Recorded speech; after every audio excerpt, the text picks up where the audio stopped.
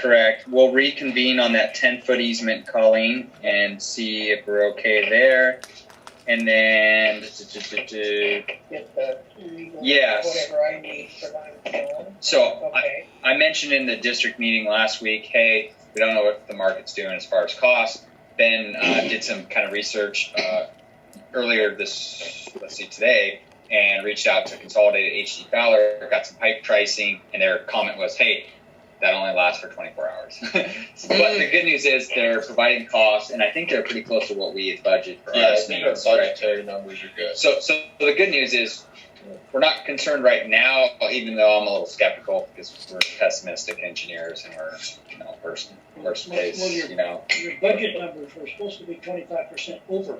Well, I wish it was that way, but remember that was one of our key comments, Ted, when the planning level was used. I think only a 15% contingency was used, and that was a huge reason why we used 30% because of stuff like this. And that is.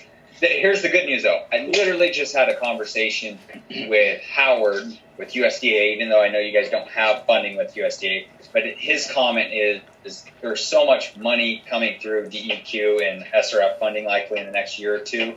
What we can do is probably after this meeting, we can send DEQ an update on where we're at with budget. Show, hey, we're showing over. If there's any additional funding that we need to be aware of or that we can get, please consider us. Because we really, as Howard put it, we were talking about another project, and this project's an identical situation as yours, is we're really in the best position. We have projects that are going to be shovel ready here in a couple of months. We already have an SRF DEQ, loan, and we already have DEQ approval to go do these projects. We already have a bond, stuff, everything's really in place. So once they get that money, I think our odds of getting additional grants, principal forgiveness will be really good.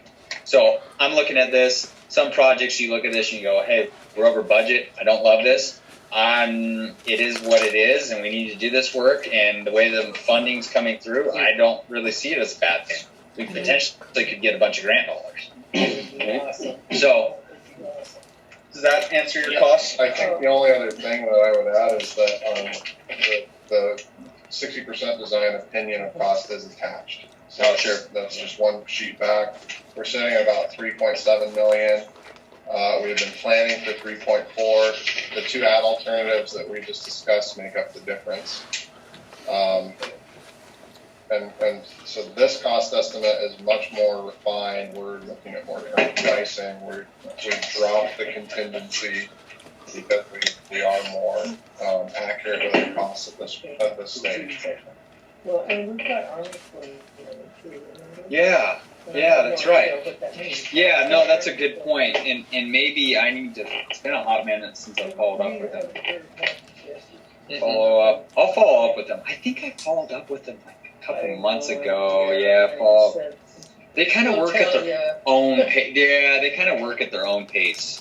I just had a quick question on the conversation you had with the 24-hour bid, but did they indicate that the pipe was available? Yes. Okay, It's going to be really, really tough is that any specialty fittings, and even sometimes just regular fittings are backed way out. Yeah. So that's going to be tough with some of the parts, booster station work, mechanical, any valves. Yeah, and so what does this mean? Where's worst case? Right here, let's rip the Band-Aid off. Okay, our construction schedule is going to be longer. Inevitably, we're going to have a longer construction period because these guys aren't going to be able to get the stuff on time.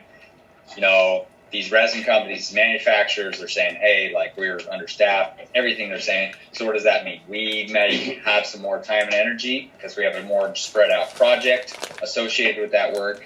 I think the gist of it is all we can do is communicate up front with the funding agencies, let them know where we're at, and I guess be flexible, right? Because I think if we were to come in here and say, yeah, they're going to do it in 5 months, we're going to be wrong. We just finished up another project for the city in Port Elaine, and we thought, hey, like things are going smooth, and it's just amazing. One or two things just kind of drags out, and it drags out pretty soon. You're a month and a half behind schedule, and it's just the nature of it. And you just have to be flexible with the contractor. Contractor's top notch, but it's just that's what do you do? Well, in DEQ, we're not the first one or the only one. Oh, no. They're No, experiencing no. this with everybody. Absolutely, So, yeah. yeah. It's nationwide.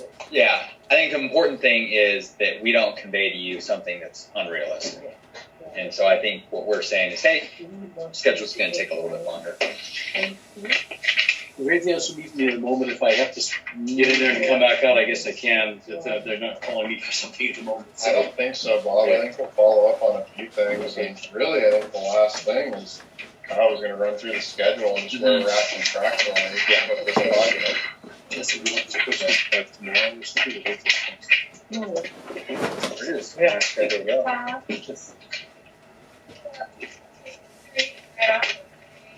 I think there's a water leak in the middle of the road. On Sixth Street?